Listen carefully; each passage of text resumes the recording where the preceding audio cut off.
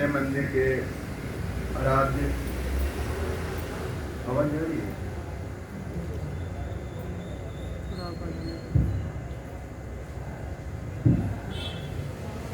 मेरे सतगुरुदेव संत गोपीदास साहब के चरण कमलों में अनंत बंदगी करते हुए यहाँ उपस्थित आप सभी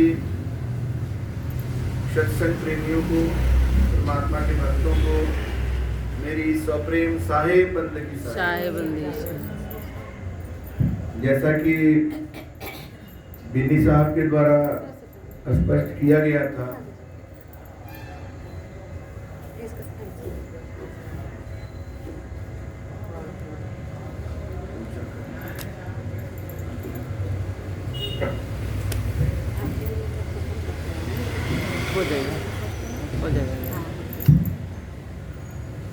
जैसा साहेब बंदगी शब्द के बारे में बताया गया था कि ये अभिनंदन का शब्द है। इसमें व्यक्ति विशेष के सामने समर्पण नहीं करके व्यक्ति के अंदर जो परमात्मा है उनको बंदगी किया जाता है। मतलब ये एक ऐसा अभिनंदन है जो व्यक्ति के उस विशिष्टता को बताता है कि उसके अंदर परमात्मा है। जब आप किसी को प्रणाम करते हैं तो यह भी उनकी एक विशिष्टता को बताता है। हाँ ठीक है। आप प्रणाम करते हैं उसको, इसके प्रति आपकी श्रद्धा होती है जी। आप नमस्कार उसको करते हैं जिसके प्रति आपकी श्रद्धा होती है। ये उस व्यक्ति के किसी गुण विशेष पर आधारित हो सकता है। जैसे अगर आप अमिताभ बच्चन से मिलते हैं तो हो सकता है कि आप उनके कला और उनके व्यक्तित्व, उनके उपलब्धि के आगे नतमस्तक हो जाएं। आप मोदी जी से मिलते हैं तो हो सकता है कि आप उनके देश के प्रति समर्पण को लेकर के या उनकी विचारधारा को लेकर के आप उनके प्रति नतमस्तक महसूस करें। आप किसी गायक से मिलते हैं तो उसके गायकी के प्रति आप हो सकता है नतमस्तक हो जाएं, आपको श्रद्धा आए, आप उन्हें प्रणाम करें, आप उन्हें नमस्कार करें। लेकिन साहेब बंदगी शब्द व्यक्ति के एक ऐसे गुण के प्रति समर्पण है जो गुण हर व्यक्ति में है। किसी व्यक्ति विशेष में नहीं, हर व्यक्ति में वो गुण है। और वो गुण क्या है कि हर व्यक्ति के अंदर परमात्मा है। परमात्मा का पर्यायवाची शब्द बहुत सारा है। कोई भगवान कहता है, कोई ईश्वर कहता है, कोई परम पिता कहता है, कोई अल्लाह कहता है, कोई गॉड कहता है, कोई भगवान कहता है, कोई साईं कहता है, कोई स्वामी कहता है, कोई मालिक कहता है। ऐसा ही एक पर्यायवाची शब्द साहब भी है। और अभी हाल में हम विनय पत्रिका पढ़ रहे थे, रामचरितमानस, ये गोस्वामी तुलसीदास की लिखी हुई रचना है। तो विनय पत्रिका में भी साहब शब्द का इस्तेमाल किया गया है। और जो उसका अर्थ बताया गया साहब का, तो स्वामी उसका अर्थ बताया गया, मतलब भगवान, मालिक। तो इस तरह से साहेब बंदगी एक अनूठा अभिनंदन का शब्द है। जो बोलता है उसको भगवान की याद दिला देता है कि भाई सामने वाले के अंदर जो परमात्मा है उसको हम बंदगी कर रहे हैं। जो सुनता है उसको भी भगवान की याद दिला देता है कि अगला व्यक्ति हमारे अंदर के परमात्मा को बंदगी कर रहा है, तो अगला व्यक्ति के अंदर भी तो परमात्मा है।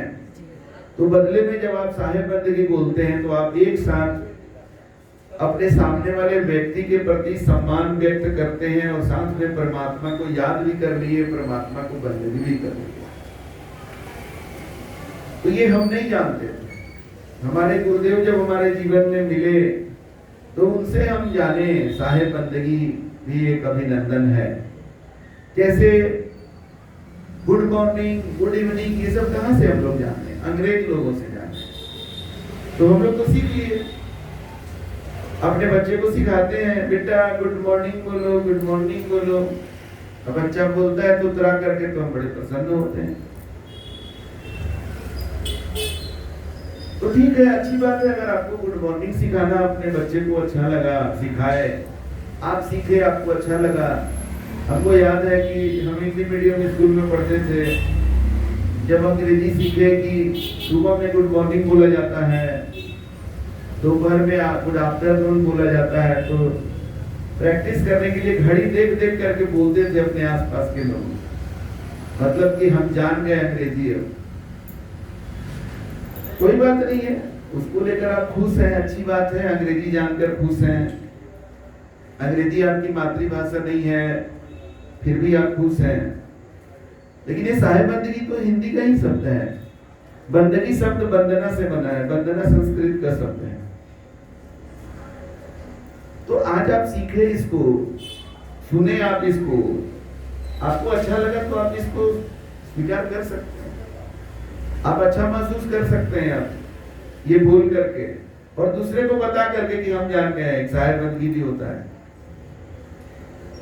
तो इससे आपका कोई जाति नहीं बदल जाएगा, संप्रदाय आपका नहीं बदल जाएगा, आपका धर्म नहीं बदल जाएगा, आपका भगवान नहीं बदल जाएंगे। आप जिस भगवान को जिस रूप में भी आप समझते हैं, तो आप सोच करके देखिए कि क्या आपका भगवान सभी के हृदय में नहीं रहता है? और अगर आपका भगवान सभी के हृदय में नहीं रहता है, तो एक बार विचार करिए कि क्या वो भगवान है क्या? कहीं आप ऐसे तो नहीं भगवान बना लिए? क्योंकि मेरे हिसाब से भगवान का मतलब ही होता है जो सब में व्याप्त हो, सब जगह व्याप्त हो। मेरा भगवान तो ऐसा ही है, आपका भगवान भी ऐसा ही होगा, है कि नहीं? कोई ऐसा भगवान को मानता है जो कहीं पर है और कहीं पर नहीं है? ऐसा भगवान कहीं है कहीं नहीं है।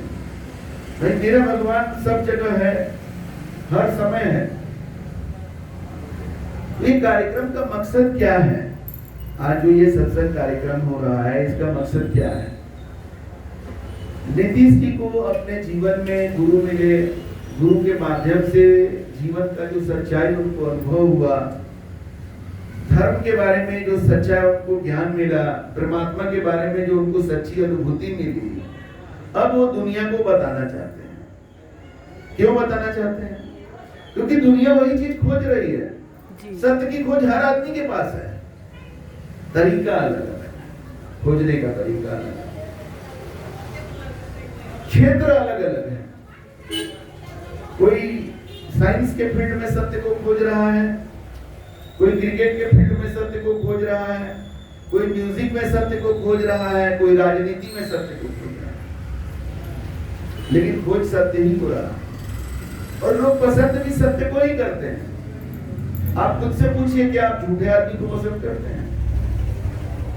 हर कोई सच्चा आदमी को ही पसंद करता है। तो दुनिया खोज रही है सत्य को, दुनिया सत्य को जानना चाहती है। और क्यों खोज रही है? आज विज्ञान में क्यों इतना रिसर्च हो रहा है? जीवन को और ज्यादा कंफर्टेबल और ज्यादा सुखद बनाने के लिए, मतलब मानव जीवन को और अच्छा बनाने के लिए, बेहतर बनाने के लिए साइंस का रिसर्च हो रहा है। राजनीति में खोज क्यों हो रहा है? आज लोग क्यों, पहले कांग्रेस पार्टी थी तो फिर बीजेपी को मौका लोग क्यों दिए? खोज रहे हैं लोग कि कोई तो आए जो बेहतर चलाए। फिर एक आम आदमी पार्टी आया, उसको भी लोगों ने मौका दिया। क्यों दिया? सोचे हो सकता है कि कहीं कांग्रेस और बीजेपी से अलग कुछ अच्छा करे। तो हर फील्ड में खोज जारी है सत्य का, और उसका उद्देश्य क्या है? मानव जीवन को बेहतर करना, अच्छा करना। तो नीतीश जी के जीवन में जो खोज था और इन्होंने पाया उसको गुरु के माध्यम से, तो अब इसको लोगों तक पहुंचाना चाहते हैं। और यही मेरा भी मिशन है। हमारे जीवन में भी ऐसे ही कोर्स था। ऐसे ही नीतीश जी के ही अवस्था में जब हम जब 21 वर्ष के थे, तब यहाँ जो तस्वीर लगी हुई है हमारे गुरुदेव की, ये हमको ट्रेन में मिले। उस समय हम ग्रेजुएशन भी मेरा कंप्लीट नहीं हुआ था।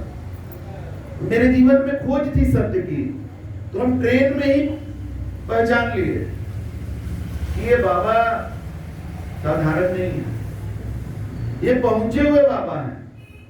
क्योंकि ये ग्रंथ का रटा रटाया बात नहीं बोल रहे हैं, ये पहुंच करके, देख करके, समझ करके बात बता रहे हैं। और हमारी खोज यही थी, क्योंकि हम उस समय एग्रीकल्चरल साइंस में पढ़ाई कर रहे थे और साथ में आईएएस का तैयारी भी कर रहे थे, और पढ़ने में अच्छे थे शुरू से ही, मतलब टॉप में रहते थे शुरू से ही पढ़ाई में। तो हमको विद्वान लोग से हम प्रभावित नहीं होते थे कि बहुत विद्वान आदमी है तो हम प्रभावित हो जाएंगे, क्योंकि हम अपने को भी कम विद्वान नहीं समझते थे। लेकिन हाँ, सच्चे लोगों से प्रभावित होते थे, और वही हमारी खोज कि कोई ऐसा व्यक्ति मिले जो ज्ञान की बात ज्यादा ना करे, जीवन का सच्चाई का बात करे। तो हमारे गुरुदेव में वो चीज का हमें दर्शन हुआ। उनकी बातों से हमें समझ में आया कि नहीं, ये जीवन की बहुत गहराइयों में उतरे हुए महापुरुष हैं। इनका बहुत गहरा अनुभव है जीवन के प्रति, जिस जीवन को हम पाए हैं परमात्मा की कृपा से, और हमें आगे जीना है। ये जीवन को क्या करेंगे, इस जीवन का हम कैसा मेरा ये जीवन होगा, ये सब कुछ हमें समझना है। तो जैसे मैथमेटिक्स में अगर आपको कोई बताने वाला मिल जाता है तो आप के लिए आसान हो जाता है, और आप कम मेहनत करके भी वो मैथमेटिक्स का सॉल्यूशन आप कर पाते हैं। कोई अगर आपको सही बताने वाला मिल गया, तो जीवन भी तो एक मैथमेटिक्स है। इसका अगर समाधान देने वाला आपको मिल गया जो आपसे आगे है, आप जहां पहुंचना चाहते हैं वहां जो पहुंचा हुआ है, वो अगर आपको रास्ता बताने वाला मिल जाता है, तो आपका जीवन बहुत सुगम हो जाता है, सरल हो जाता है, सहज हो जाता है। तो आज इसी मकसद से हम अपने जीवन में ऐसे लोगों की खोज में हैं जो चाहते हैं कि हमारे जीवन में कोई ऐसा मार्गदर्शक मिलता, हमारे जीवन में कोई ऐसा हमें बताने वाला मिलता, जीवन की गहराइयों में ले जाने वाला मिलता, और जीवन की गहराइयों में ले जाकर जीवन का अनुभव कराता। और जो भगवान ने पूरी दुनिया कर रही है, भगवान को खोज रही है, भगवान के नाम पर मंदिर में, तीर्थ स्थलों में, मस्जिदों में, मक्का मदीना में करोड़ों की संख्या में लोग जा रहे हैं। जब से अयोध्या में राम मंदिर बना है, तब से कितना लाख करोड़ में लोग वहां जा चुके हैं। अगर इतने लोगों को भगवान मिल जाते सही में उस मंदिर में, तो आज ये दुनिया कैसी हो जाती। अगर इतने लोग का जीवन राममय हो जाता, ये दुनिया कैसी हो जाती। लेकिन लोग मंदिरों में जाते हैं, और जैसे जाते हैं निकलते हैं तो वैसे ही का वैसे रहते हैं। एक भी बुराई दूर नहीं होता है, एक भी उनका दुर्गुण दूर नहीं होता है। तो जब परिवर्तन ही नहीं आया तो फायदा ही क्या। और यही परिवर्तन सत्संग से हमारे जीवन में आता है। गौतम बुद्ध से अंगुलीमाल डाकू मिला, और अंगुलीमाल डाकू का जीवन बदल गया। रत्नाकर से वाल्मीकि बन गए। रत्नाकर एक डाकू थे जो लूटपाट करते थे। उनको भगवान मिले, उनसे कुछ सवाल किए, उस सवाल से रत्नाकर डाकू हिल गए बिल्कुल जड़ से। यानी तो बहुत गजब का सवाल पूछ लिया कि तुम जो लूटपाट अपने परिवार के लिए कर रहे हो, तो इसका जब सजा भोगोगे तो तुम्हारा परिवार साथ देगा। ये प्रश्न से हिल गया। और वहां से वो लूटपाट छोड़ करके क्या किए, फिर भगवान राम की भक्ति किए और रामायण के रचयिता बने, वही वाल्मीकि को एक समय में डाल दिया। मिलना इसको कहते हैं, भगवान से मिलना, गुरु से मिलना इसको कहते हैं। जो उंगली माल डाकू बौद्ध बन गया, शिष्य बन गया, धर्म के सत्य के मार्ग पर चलने लगा, गौतम बुद्ध से एक बार नहीं करते। जो रत्नाकर से वाल्मीकि बन गया, जो अर्जुन महाभारत के कुरुक्षेत्र में गांडीव रहते हुए भी, उतना वीरता रहते हुए भी गांडीव चलाने के लिए तैयार नहीं था, मोह के दलदल में फंस गया कि क्या हम जमीन के लिए, राज्य के लिए अपने चाचा, अपने दादा, अपने भाइयों की हत्या करेंगे। लेकिन कृष्ण से उनका जो बातचीत हुआ, कृष्ण ने जो उनको ज्ञान दिया, जो गीता के रूप में हम लोग के सामने आया, उस ज्ञान से वो मोह में ग्रस्त अर्जुन जो है वहां से धर्म युद्ध के लिए तैयार होते हैं। इसको मिलना कहते हैं, इसको गुरु कहते हैं। इसको गुरु से मिलना, भगवान से मिलना ऐसा होता है जहां परिवर्तन आता है। जब परिवर्तन ही नहीं आया तो मिलने का मतलब क्या है? वो मिलना ऐसे ही है जैसे पानी में कंकड़ को डाल दीजिए, कंकड़ पड़ा रहेगा पानी में, न कंकड़ के ऊपर कोई फर्क पड़ेगा, न पानी के ऊपर कोई फर्क पड़ रहा है। लेकिन पानी में चीनी डाल दीजिए तो थोड़े देर बाद चीनी गायब हो जाएगा, चीनी बदल गया और पानी मीठा हो गया। ये मिलना होता है। तो आज ये लोग मंदिर मस्जिद तो जा रहे हैं, लेकिन ना उनको वहां कोई परमात्मा मिल रहे हैं, ना कोई सच्चे गुरु मिल रहे हैं, इसलिए उनका जीवन में बदलाव नहीं आ रहा। करोड़ों लोग कुंभ मेला में गए, बदलाव क्या आया? अगर अमृत स्नान सही में किए तो जीवन तो बदल जाना चाहिए, लेकिन बदलाव तो नहीं आया। आपके आसपास कभी कोई गया होगा कुंभ मेला में स्नान करने, तो आप बता सकते हैं क्या कि कुंभ मेला जाने के पहले और उधर से लौटा तो कुछ उसमें परिवर्तन आया? क्यों नहीं हो रहा? और जब हम परिवर्तन की बात करते हैं तो क्या हम धर्म परिवर्तन की बात कर रहे हैं? नहीं, धर्म को जानने की बात कर रहे हैं। धर्म को जानने की जरूरत है, परमात्मा को जानने की जरूरत है। तुम धर्म को मान तो लिए हो लेकिन जानते नहीं। किसी से भी पूछिए कौन धर्म के हैं? हम हिंदू हैं, हम सनातन धर्म हैं, हम मुस्लिम हैं, इस्लाम है, हम क्रिश्चियन हैं, हम सिख हैं। धर्म को मान लिया कि हम ये धर्म के हैं, लेकिन धर्म को जानता नहीं है। पूछो कि ठीक है तुम हिंदू हो, लेकिन तेरा धर्म क्या है? मतलब हिंदू होने का मतलब क्या होता है? बताओ हमको, बता पाएगा? जानेगा ही नहीं तो कहां से बताएगा? अभी आप ही लोगों को बोले कि आइए या बोलिए, नहीं नहीं नहीं नहीं, अरे क्यों नहीं बोलेंगे? क्या क्या टॉपिक है यहाँ का? यहाँ का टॉपिक कोई न्यूक्लियर साइंस है क्या? कोई यहाँ स्पेस टेक्नोलॉजी पर बोलना है क्या? जीवन के बारे में तो बात करना है। हम भी कर सकते हैं, आप भी कर सकते हैं। जितना साल का आप हैं उतना साल का तो अनुभव आपके पास है ना। अरे आपसे ज्यादा उम्र मेरा अगर है तो थोड़ा ज्यादा अनुभव हो गया, लेकिन ऐसा तो नहीं कि आपके पास अनुभव नहीं है। बात तो वही करना। तो सबसे पहले तो कि हम धर्म को जाने, तब हम धर्म को माने। तो जब आप धर्म की गहराइयों में जाएंगे, जैसा कि अपने गुरु की कृपा से हम गए, तो हमें पता चला कि बहुत सिंपल सिंपल बात है जो लोग जानते हैं लेकिन उस पर चलते नहीं है। जैसे अहिंसा परमो धर्म, ये बात हमारे उपनिषद में लिखा हुआ है।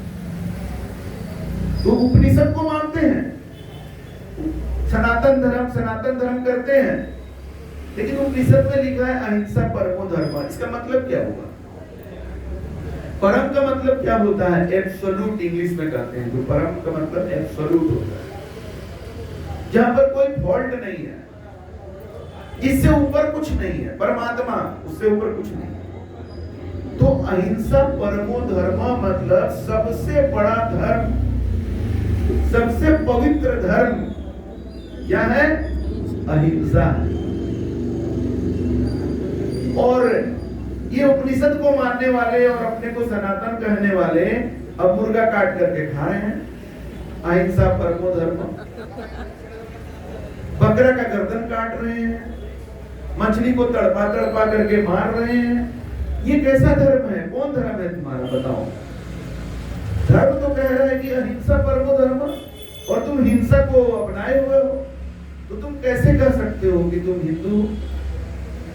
अभी बातें तो कड़वी हैं, हमारी बातें शायद आपको पसंद नहीं आए, बहुत लोग झेल नहीं पाता है हमारी बात को, लेकिन सत्य रहता है, ये बात है, काट नहीं सकते आप। उसी तरह से अगर हमने इस चीज को समझ लिया कि भाई अहिंसा परमो धर्म, धर्म अहिंसा है, अब इसको आप जान गए, अब मानिए इसको और अपने जीवन में इस पर चलिए, आपका पूरा जीवन बदल जाएगा। हम चैलेंज के साथ। अब ये अहिंसा जो है ना, इसको आपको अच्छा से समझना पड़ेगा कि अहिंसा का मतलब क्या होता है। जब आप जान गए कि सबसे बड़ा धर्म तो यही है, तो इसको जानिए। तो जो बॉर्डर पर लड़ रहा है सैनिक, उसके लिए धर्म क्या है? अगर उसके देश की सीमाओं का कोई उल्लंघन करता है तो उसको मार देना ही धर्म है ना। वहां पर अहिंसा परमो धर्म का मतलब नहीं है कि दुश्मन आए तो जगह छोड़ दो, ये नहीं है अहिंसा परमो धर्म। यही गलत समझने का नतीजा था कि तिब्बत के लोगों को भागना पड़ा। वो तिब्बत के जो दलाई लामा थे, ये लोग बौद्ध धर्म का यही सब चीज को प्रैक्टिस करते थे, कोई सुरक्षा का कोई व्यवस्था नहीं की है लोग, बस रातों रात चाइना अपना आर्मी भेजा और इन लोगों को भगा दिया, वहां से भाग गए और इन लोग के ऊपर कब्जा करके अभी तक शासन कर रहा है। ये लोग कहाँ हैं? अभी इंडिया में शरण लेकर के कितना साल से रह रहे हैं। तो अहिंसा का मतलब समझना पड़ेगा। अहिंसा परमो धर्म का मतलब है कि धर्म की रक्षा के लिए, आत्मरक्षा के लिए, अपने राष्ट्र की रक्षा के लिए जान दे देना और जान ले लेना, ये गलत नहीं है। लेकिन एक निरीह प्राणी का अपने स्वार्थ के लिए, अपने जीव के लिए, अपने पेट के लिए, जबकि हमारे पास विकल्प है। आज हम 32 बरस से शाकाहारी हैं, तो क्या मेरा हेल्थ किसी मांसाहारी से खराब है क्या? नहीं। तो विकल्प है आपके पास शाकाहार में, फिर भी आप अपने स्वाद के लिए, अपने मन के लिए, मनमानी करने के लिए आप जीव हत्या करते हैं, तो ये धर्म के विरुद्ध है। कमजोर प्राणी, निरीह प्राणी की हत्या करना आपके लिए धर्म विरुद्ध है, ये आपको त्याग करना पड़ेगा। दूसरी बात, परहित सरिस धर्म नहीं भाई, पर पीड़ा सम नहीं अधमाई, ये भी कहा गया है ग्रंथों में। परहित सरिस धर्म नहीं भाई। धर्म को जानना चाहते हो तो दूसरे का भला करने जैसा कोई धर्म नहीं है, और पर पीड़ा सम नहीं अधमाई, दूसरे को पीड़ा देने जैसा कोई अधर्म भी नहीं। अब आप हिंदू मुसलमान को किनारे करके अगर इसको आप मान लेते हैं कि यही मेरा धर्म है, उसको हिंदू कहना चाहिए, क्योंकि हिंदू धर्म में तो ये है दिया हुआ। हिंदू धर्म का विरुद्ध बात थोड़ी हम बता रहे हैं। तो आप अपने को हिंदू मानते हैं, अच्छी बात है, लेकिन आपसे जान लीजिए कि हिंदू का मतलब ये होता है, और इसको धारण कर लीजिए, तो आप सच्चा इंसान बनिएगा कि नहीं, सच्चा धार्मिक व्यक्ति बनिएगा कि नहीं।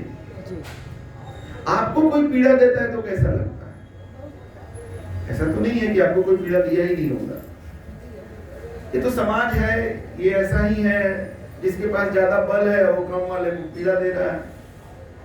रोड पर आप चलते हैं, आप अकेले गाड़ी पर है, 3-4 ग्रुप है, तो आपको साइड नहीं देगा, आपको ओवरटेक कर देगा, आपको कुछ करके फिर आपको उल्टा पुल्टा बोलेगा भी। मतलब आप गलत, आप सही भी हैं और आपको बोलना सुनना भी पड़ सकता है। इस सब एक छोटा उदाहरण बोलते, सीधी सीधी बात है कि समाज में कहता है कि जिसकी लाठी उसकी भैंस, भैंस किसी का भी हो, लाठी उसके पास है पर मजबूत है लाठी से, तो कहता है कि भैंस मेरा है। यही हिसाब किताब है इसका। तो इस हिसाब किताब में हम नहीं समझते कि आपको अभी तक पीड़ा नहीं मिला होगा कहीं से, बहुत पीड़ा मिलता है। तो पीड़ा देने वाले को आप क्या समझते हैं कि वो धर्म का काम कर रहे हैं? ये अच्छी बात है। आपको दुख लगा तो आपको कैसा, अच्छा तो नहीं लगा? तो सही धर्म क्या है? दूसरे का भला करना, दूसरे को खुशी देना। 4 वेद 6 शास्त्र में बात लिखा है 2 ही। वेद और शास्त्र कहते हैं कि धर्म को जानना है तो वेद शास्त्र पढ़ो। क्या लिखा है वेद शास्त्र में? 4 वेद 6 शास्त्र में बात लिखा है 2 ही। सुख देते सुख होता है, दुख देते दुख होए। हर कोई सुख चाह रहा है लेकिन उसका रहस्य नहीं जानता। बोले ना कि आज सब लगा हुआ है सब कोई अपने जीवन को बेहतर करने में, लेकिन उसका रहस्य उसको पता नहीं है। तो चाहता है सुख और दूसरे को दुख देकर सुख पाना चाहता है। कैसे? वो समझ गया कि वो सब सुख का कारण क्या है? पैसा। पैसा रहेगा तो सब सुख है। ये उसको ज्ञान आधा अधूरा मिल गया। अब वो पैसा के चक्कर में किसको कितना सता रहा है, टॉर्चर कर रहा है, एक्सप्लॉइट कर रहा है, एक्सटॉर्ट कर रहा है, कोई चीज का उसको परवाह नहीं है। पैसा हो जाएगा ना, सब सुख हो जाएगा। तो पैसा कमा भी ले रहा है तरह तरह का तिकड़म लगा करके, लेकिन जीवन में सुख नहीं है। क्यों? क्योंकि सुख का वो तरीका ही नहीं है। सुख पाने का तो तरीका है कि तुम दूसरे को सुख देने वाला काम करो, तुमको सुख मिलेगा। ये बात उनके पल्ले नहीं पड़ पाता है। क्यों? ये सत्संग से समझ में आएगा। ये झूठे लोगों के, गलत लोगों के संगत में थोड़ी समझ में आएगा। पैसा वाले को संगत में खाली रहोगे तो थोड़ी समझ में आएगा। ये साधु संतों के संगत में आओगे तब समझ में आएगा, जिनके जीवन में खुद शांति और आनंद है, जिनका जीवन सुख से भरा हुआ है। उनके पास आओगे तो पता चलेगा कि सुख का राज क्या है। दूसरे को खुशी देना, दूसरे को सुख देना, यही धर्म है, यही जीवन का तरीका है। ये करोगे तो तुम्हारे जीवन में स्वतः सुख रहेगा। लेकिन ये रहस्य नहीं समझ पाते हैं, नहीं जान पाते हैं, भटक रहे हैं सुख के चक्कर में, पूरा जिंदगी बिता देते हैं। कोई सोचता है कि पैसा से सुख मिलेगा, कोई सोचता है कि जमीन बहुत रहेगा तब सुख मिलेगा, कोई सोचता है कि रिश्ता नाता बहुत अच्छा रहेगा, मेरा कांटेक्ट रहेगा तब सुख मिलेगा। वो दिन भर लगा हुआ है नेटवर्क बनाने में, लोगों को खुश रखने में, कैसे अपना एक बना के रखें। और समय आता है तो नेटवर्क ध्वस्त हो जाता है, टावर काम नहीं कर रहा है। अपना जिसको बाप समझता है उसको बुलाता है तो बाप तक खोने नहीं लगता है, काम नहीं आता है। क्या काम आएगा? एक से एक हस्ती है, उसका जो है जब कोई ऐसी बीमारी आ जाती है लाखों करोड़ों लगा के भी इलाज नहीं हो पाता है। रोड एक्सीडेंट हो जाता है। आप लोग जानते ही होंगे वो टाटा कंपनी का जो सीईओ सीरस मिस्त्री, क्या हुआ? रोड एक्सीडेंट हो गया कि नहीं? कौन कार पर था? मर्सिडीज कार पर था। तो अभी कोई हमको बता रहा था कि ये कार का कीमत इतना है क्योंकि इसमें बहुत सिक्योरिटी फीचर है, सेफ्टी फीचर है। हम बोले भाई देखो, परमात्मा से बढ़ के सेफ्टी फीचर कहीं नहीं है। तेरे जीवन में परमात्मा कहां पर है, कितना हद तक तुम परमात्मा के करीब हो, वही तेरा सेफ्टी फीचर काम करेगा। वरना मर्सिडीज कार में भी पीछे बैठ के आदमी मर गया और आगे बैठा हुआ जो है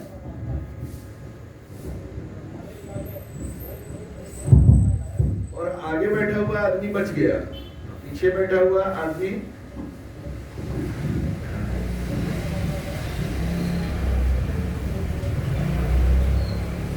तो वो सांसारिक जो सेफ्टी है वो सब फीचर के पीछे जाने की जरूरत नहीं है। वो बचा नहीं सकता है, उसकी सीमाएं हैं। आप कर सकते हैं, करिए, लेकिन अगर आप उसके पीछे भाग रहे हैं और आप सोच रहे हैं कि उससे आपका सुरक्षा हो जाएगा, ये सब गलत होती है। तो इस तरह से धर्म को जब आप जानेंगे कि धर्म जो है क्या है और उसको जीवन में अपनाएंगे तब आपके जीवन का भला होगा। तो आप ये मत सोचिए कि हम आपको कोई अलग धर्म में ले जाने वाले व्यक्ति हैं, धर्म परिवर्तन का कोई जरूरत नहीं है। आप अपने को जो धर्म का कहलाना चाहते हैं वही धर्म का कहलाइए और कहिए, कोई फर्क नहीं पड़ता है। आप चलते किस पर है फर्क उससे पड़ता है। और धर्म का और क्या परिभाषा बताया गया है ग्रंथों में, महापुरुषों ने क्या बताया है? धर्म न दूसर सत्य समाना, सत्य के जैसा कोई धर्म नहीं है। तो सत्य को जानना पड़ेगा कि सत्य क्या है। तो सबसे बड़ा सत्य क्या है? ये जीवन जो है हमारा, ये परमात्मा का दिया हुआ, ये वाला सत्य को जानना पड़ेगा। और इसी सत्य से अब और भी सत्य निकलेगा। ये जीवन परमात्मा का दिया हुआ है, तो ये शरीर जो है ये नश्वर है, इसको एक दिन मिट जाना है। जो भी जन्म लिया है वो एक दिन मरेगा। जिसका भी निर्माण हुआ है उसका एक दिन विनाश हो जाएगा। जिसका भी उत्पत्ति हुआ है एक दिन उसका ह्रास हो जाएगा, उसका विलय हो जाएगा। ये भी सत्य है। तो फिर गोरे रंग पे न इतना गुमान कर, गोरा रंग 2 दिन में ढल जाएगा। तो जिम में बाइसेप बना के 6 फिगर और क्या क्या होता है वो बना के गुमान करने से कुछ होगा नहीं। वो सब ज्यादा दिन चलने वाला नहीं, सब 2 दिन की चांदनी है, फिर अंधेरा रात ही रहेगा। जब तक ये शरीर साथ दे रहा है तब तक हमें क्या करना है ये जानना महत्वपूर्ण है। और यही सत्संग में बताया जाए। हमारे जीवन का सबसे बड़ा उद्देश्य क्या है और उस उद्देश्य की पूर्ति समय रहते हम कैसे कर लें, यही हमारा सफलता है। लेकिन आज सफलता का पैमाना हमारा थोड़ा गड़बड़ हो गया है। हम साधन प्राप्ति में ही कितना सफल है उसी को सफलता मान रहे हैं।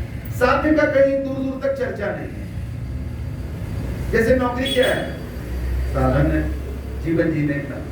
लेकिन आज नौकरी को ही लोग सफलता मान रहे हैं। कोई कैसा नौकरी कर रहा है इसी से माना जाता है कि वो कितना सफल है। घर क्या है? घर एक साधन है, लेकिन किसका घर कैसा है इसी को मान लेते हैं सफलता का पैमाना। गाड़ी क्या है? गाड़ी एक साधन है, कैसा गाड़ी पर चल रहे हैं, अच्छा गुड गोइंग, सही जा रहा है, बहुत सफल है। अरे ये तो साधन जुटाया, लेकिन किस चीज के लिए? ये सब कुछ के पीछे का मकसद क्या है? जिंदगी का वास्तविक लक्ष्य क्या है? सर्वोपरि लक्ष्य क्या है? वह जिंदगी का सबसे बड़ा लक्ष्य है जिंदगी को समझना। ये जीवन मिला, पहले इसको समझो। और जहां से आए हैं वहां हमें वापस जाना है। ये जिंदगी में हम आए हैं इसको समझने के लिए, और समझ के फिर हमें जाना है। ये बात समझ में आता है कि नहीं कि जिंदगी एक यात्रा है? ऐसा लगता है कि नहीं कि हम लोग जर्नी कर रहे हैं? इतना छोटा से आए थे ना, अभी इतना बड़ा हो गए, फिर अभी जवान है, फिर धीरे धीरे बूढ़ा होना है। तो कहीं तो जा रहे हैं ना, किसी दिशा में जा रहे हैं, कि यात्रा है। ये यात्रा का मंजिल क्या है? आप लोगों को पता होगा, जो मरने वाले लोगों का अंतिम संस्कार होता है उसको कहते हैं मंजिल में गए थे, बोलते ना मंजिल में गए थे। क्या मंजिल है? ये शरीर का तो अंतिम मंजिल वही है कि इसको एक दिन चले जाना है स्मशान घाट। लेकिन ये शरीर तो साधन है। जीवन का अंतिम लक्ष्य क्या है? ये जीवन दाता जो है, ये जीवन हमने खुद से क्रिएट नहीं किया है। जीवन दाता को समझ पाना, जीवन रहते हम जीवन दाता को समझ पाए और जीवन दाता में मिल जाए। जहां से हम आए हैं वहीं पर हम वापस चले जाए। यही हमारे जीवन का सर्वोपरि लक्ष्य है। इसको हासिल करने के लिए हमें जीवन में गुरु की जरूरत है।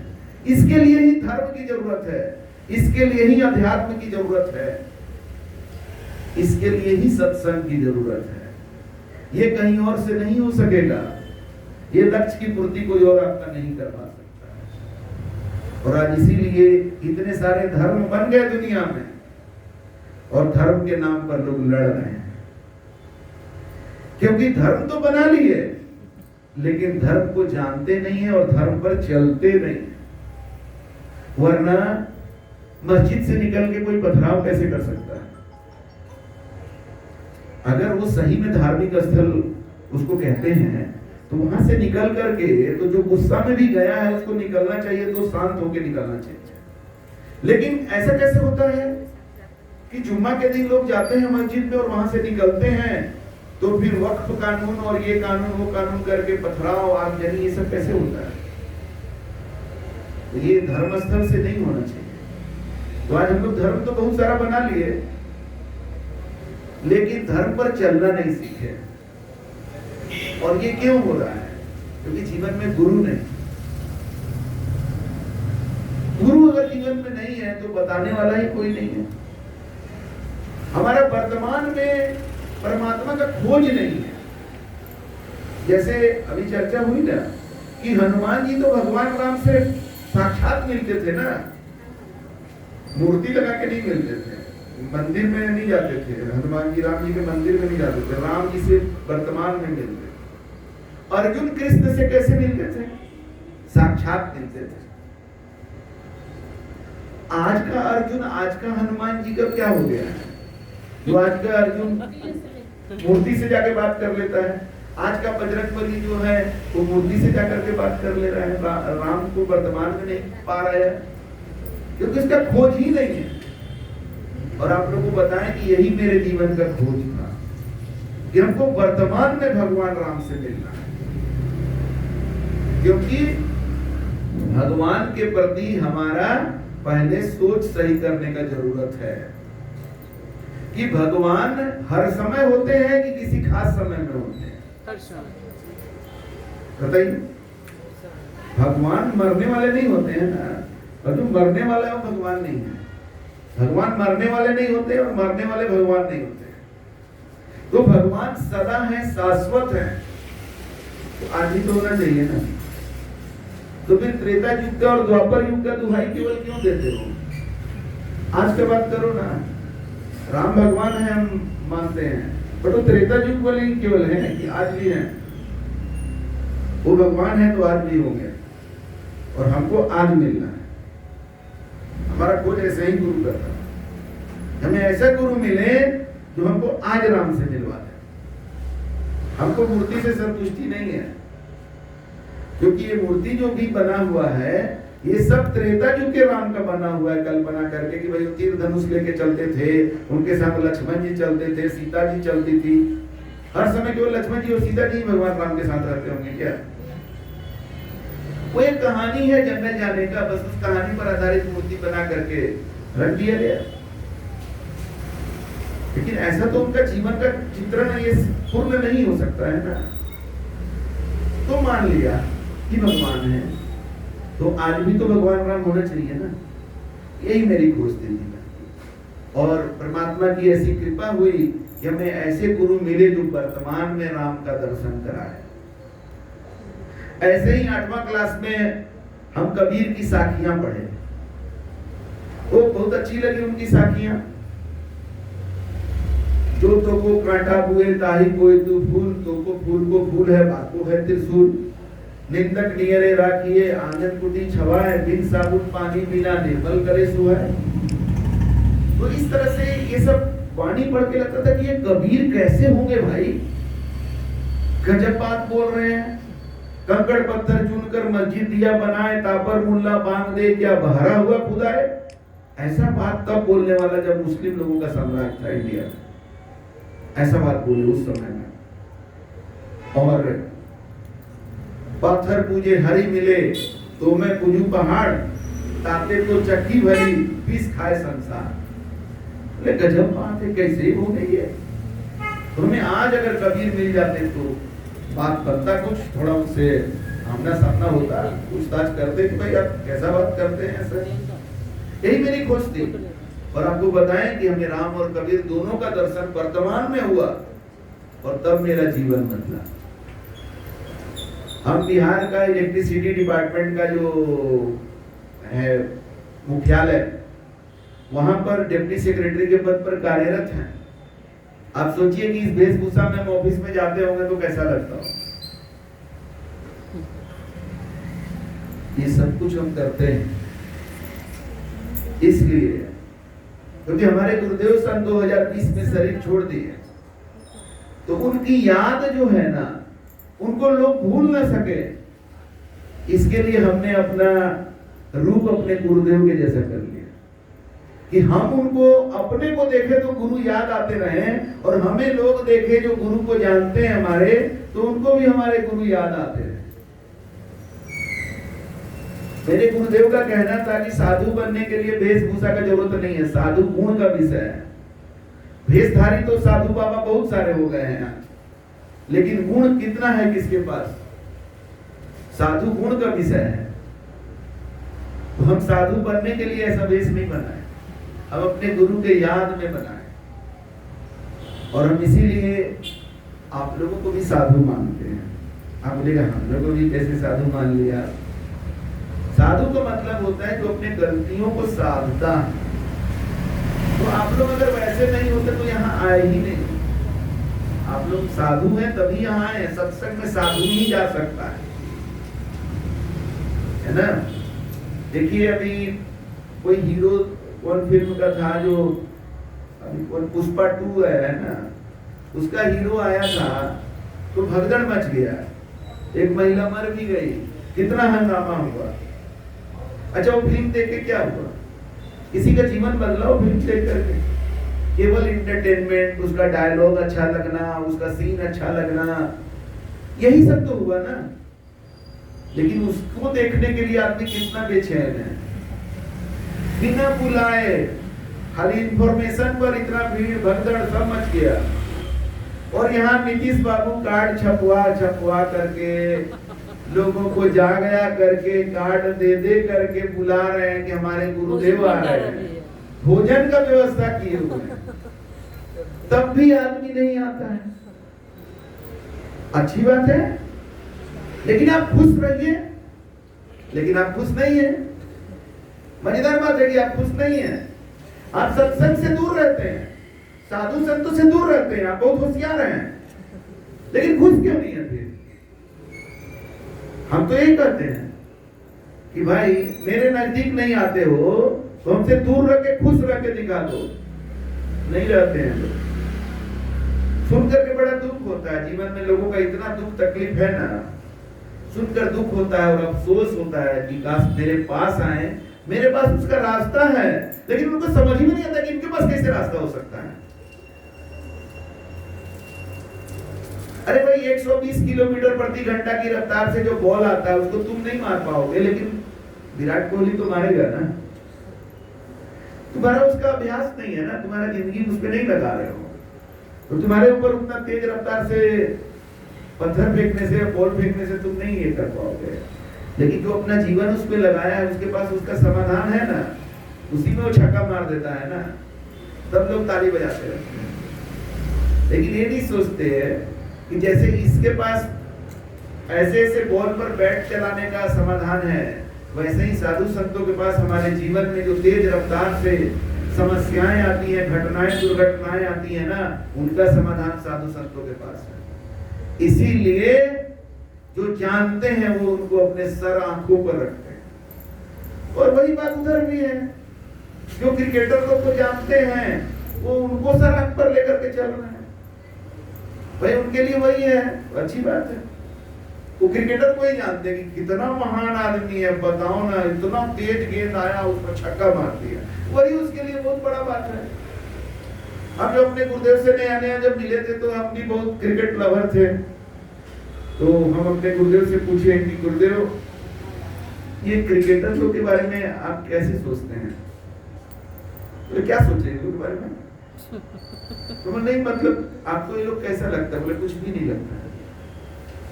क्या करता है? खेलता है, खेलते कूदते तो जिंदगी बिता दे रहा है, क्या इसके बारे में सोचे? लेकिन आप उसको महान बना के रखे हुए हैं।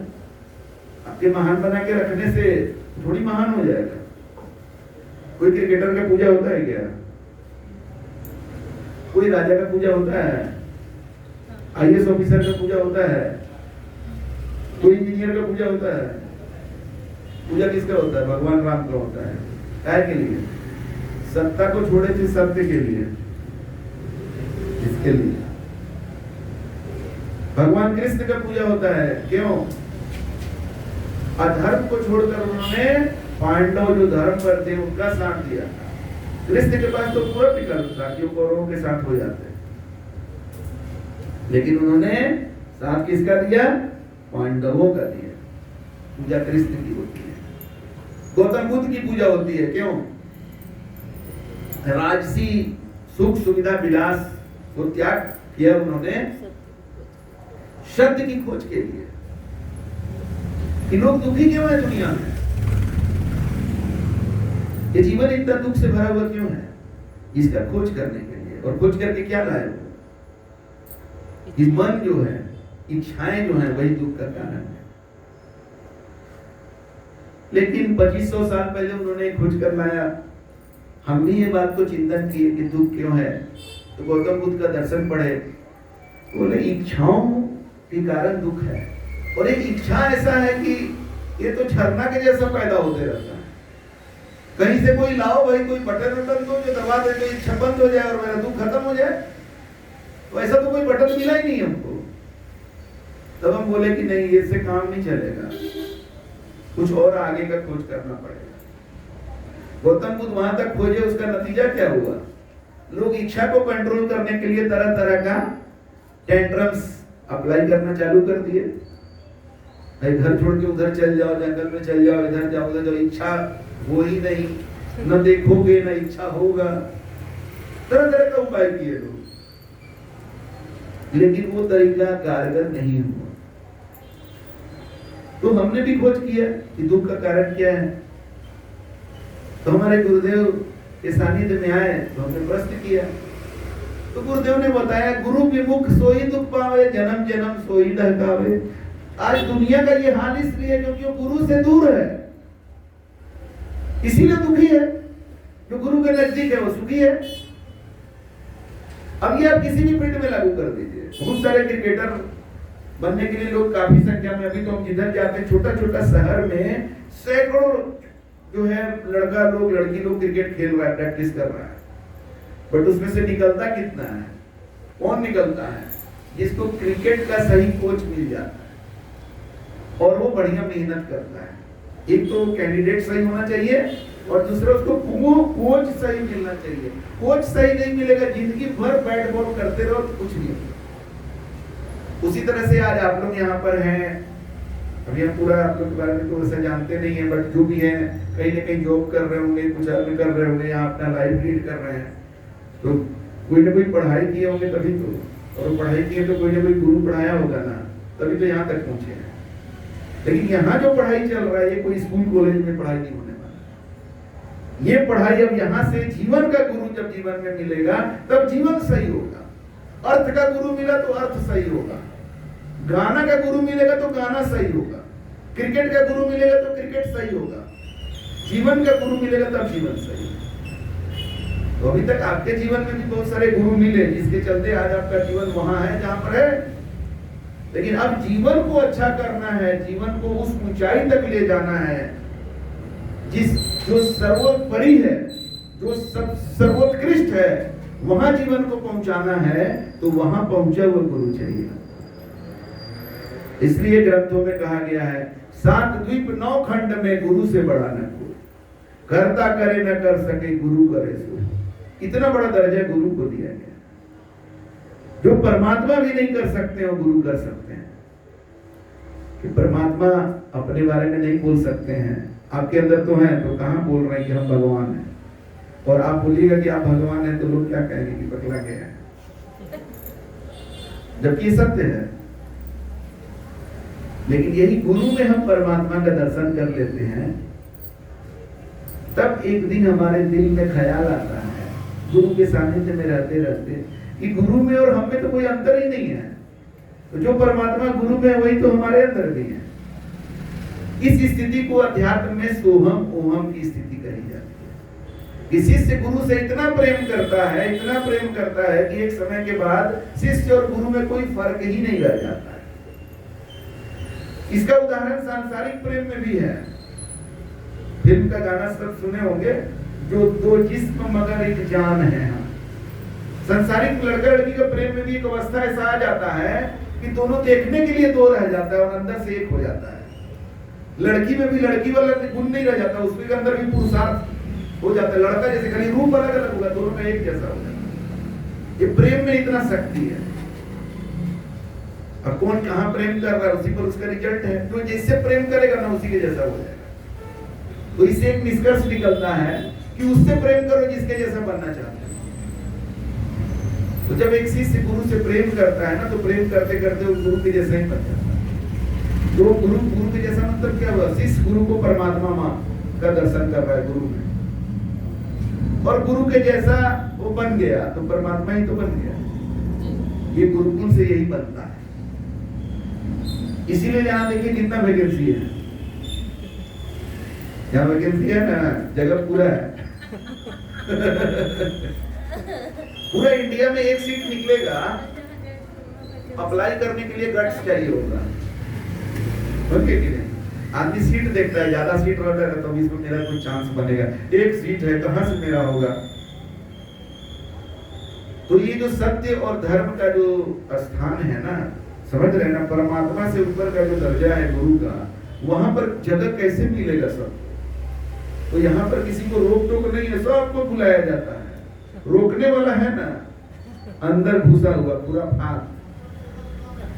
कुछ लोग को कोई खुराफात बाहर ही रोक दिया, कोई किसी को यहाँ आके भी खुराफात भगा देता है, उसके अंदर ऐसा खुराफात चलता है, यहाँ आके नहीं भाग जाता।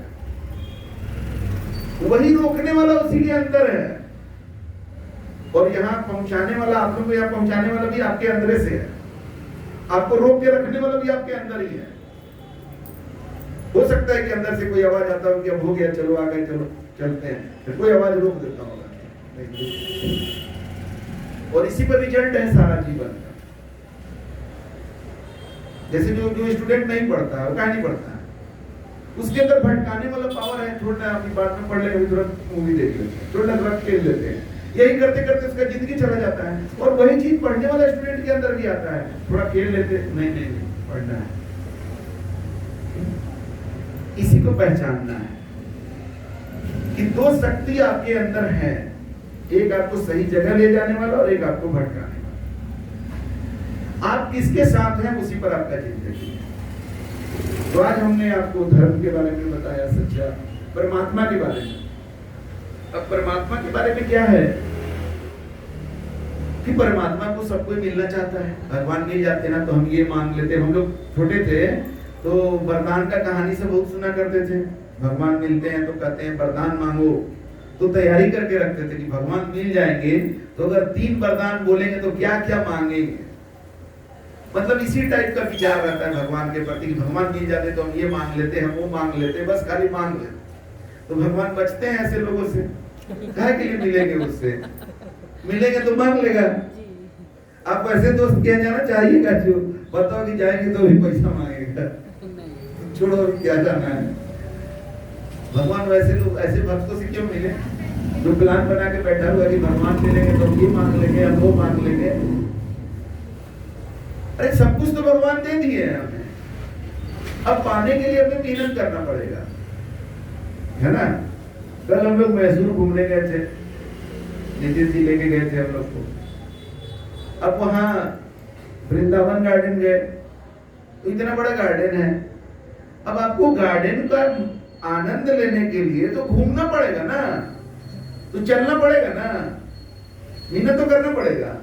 अच्छा एक जगह बैठे रहे और पूरा पूरा वृंदावन का आनंद ले तो होगा, करना पड़ेगा, मेहनत करना पड़ता है। कोई चीज पाने के लिए आपको लगाना पड़ेगा, बिना कुछ लगाए आप चाहिएगा कि हम पा लें तो नहीं हो सकता है। तो परमात्मा भी आपको तब मिलेंगे जब परमात्मा भी तो आपको परीक्षा करेंगे ना कि ये मेरा भक्त भी है कि नहीं, इसको केवल चाहिए कुछ कुछ। तो परमात्मा के प्रति भक्ति कैसे आएगी हमारी? भक्तों का संगत करिएगा। जब तक भक्तों का संगत नहीं करिएगा आपको भक्ति कहां से आएगा? मांगने वालों का संगत करिएगा, जो मांगते चलते हैं, ये मंदिर में मांगा, वो मंदिर में वो मांगा, यहाँ से पूरा नहीं हुआ तो वहां से मांगा, तो आप भी एक तो मांगने वाला बन के रह जाइएगा। लेकिन भक्तों का संगत करिएगा, तब आपको पता चलेगा कि भक्त कैसे होते हैं, क्या होते हैं, तब आपके अंदर भक्ति आएगा। जैसे हम लोग होली मनाते हैं, किसके लिए? भक्त प्रहलाद, उसके पिता थे हिरण्यकश्यप, जो इतना तपस्या किया, बहुत सारा वरदान मांग लिया भगवान से, शक्ति अर्जित कर लिया, और जब उसको ये पावर आ गया कि अब उसको कोई मार नहीं सकता है, तो हम लोगों को टॉर्चर करना शुरू कर दिया कि हमको भगवान मानो, मेरा पूजा करो, नहीं तो तुमको हम मारेंगे। तो लोग डर के मारे जानते थे कि इसको तो हम मार नहीं सकते, और हमको मार देगा। लोग उसको पूजा करने लगे कि उसी का बेटा प्रहलाद इनकार कर दिया, नहीं हम तो सत्य की पूजा करते हैं, हमारे भगवान तो विष्णु भगवान है, वो ऐसे नहीं है, ऐसे अत्याचार अन्याय करने वाले नहीं है, वो तो पूरा जगत को पालन पोषण करने वाले हैं। हम तो उन्हीं की पूजा करेंगे। तो प्रहलाद को इतना टॉर्चर किया। प्रहलाद के गुरु कौन थे जानते हैं आप लोग? नारद जी प्रहलाद के गुरु थे। तो गुरु मंत्र दे देते थे, उनकी रक्षा करते थे। तब हिरण्यकशिपु मार नहीं पाया। और ऐसे ही होलिका दहन मनाते हैं, हम लोग होली मनाते हैं। हिरण्यकशिपु का वध हुआ, फिर भगवान नरसिंह अवतार लेकर के हिरण्यकशिपु का वध किए। तो भक्तों का जीवन ऐसा होता है। प्रहलाद चाहता तो उसका बाप राजा था, उसके शरण में रहता तो राजसी ठाट बाट से रहता, लेकिन उसने भक्ति का मार्ग चुना, परमात्मा से प्रेम किया, तो उसका कीमत क्या चुकाना पड़ा उसको? टॉर्चर, टॉर्चर और टॉर्चर। लेकिन फाइनल रिजल्ट क्या हुआ? आज तक हम लोग प्रहलाद को याद करके उसके प्रति श्रद्धा में होली मनाते हैं, खुशी मनाते हैं प्रहलाद के। तो इस तरह से हमें अपने जीवन में भक्ति को बढ़ाने के लिए भक्तों के बारे में जानना पड़ेगा, भक्तों का संगत करना पड़ेगा। और भक्त कहाँ मिलेंगे? सत्संग में मिलेंगे। और सत्संग का मौका बहुत बिरला मिलता है। अभी बताइए नीतीश जी कितना खर्चा बर्चा करके कार्यक्रम करा रहे हैं। ऐसा थोड़ी कि उनके बैंक में बहुत पैसा हो गया, ओवरफ्लो करने लगा तो बोले कि चलो सत्संग करा लेते हैं। ऐसा नहीं है। प्रायोरिटी की बात, जिसका प्रायोरिटी क्या है। तो आज इनके इस आयोजन करने के कारण तो हम लोग आए और मिलने का मौका मिला। ये अब आप लोगों से मिलाने के माध्यम बन गए। अब इस मिलन से आगे आप क्या करेंगे वो आपका रिजल्ट है, वो आपके ऊपर निर्भर करता है। इन्होंने अपना काम कर दिया। अब ये काम जो इन्होंने किया, तो अब इसके पीछे का मकसद तो हमने क्लियर कर दिया कि मकसद क्या है। हमारे जीवन का अच्छा हुआ, हम यही अच्छा चाहते हैं कि औरों का भी। तो ये जो सौभाग्य मिला, इसमें आप लोग तो आ गए, लेकिन ये तो केवल 3 आदमी को नहीं बुलाए थे, ये तो बहुत लोग को बुलाए थे ना। ये सौभाग्य नहीं प्राप्त कर सकते, ये सत्संग से ही मिलेगा। अब आगे आप लोगों को ऐसा सौभाग्य कब मिलेगा, अब ये तो मालिक जानेंगे, है ना। सत्संग के नाम पर आज तो बहुत सारा मार्केटिंग हो रहा है। YouTube चैनल, गूगल और टीवी से सत्संग से आपका कल्याण होने वाला नहीं है। जैसे अभी हम हैं यहाँ पर, तो हम एक जनरल बात अभी आप लोगों से कर रहे हैं, धर्म, अध्यात्म, परमात्मा, ये करके हम गायब नहीं हो जाएंगे। एक चैनल बदल दिए गायब हो गए, YouTube बंद कर दिए तो गायब हो गए, वो नहीं होगा। उसके बाद हम रहेंगे। आप अपने जीवन का व्यक्तिगत प्रश्न कर सकते हैं।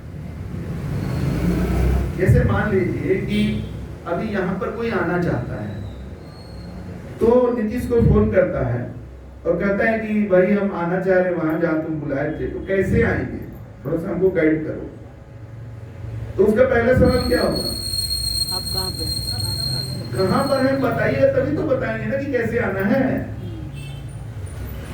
लेकिन जो टीवी पर प्रवचन चलता है ना और YouTube पर चलता है, उसका यही प्रॉब्लम है। वो आपका नहीं जानता है कि आप कहाँ पर, वो बताते जा रहा है रास्ता,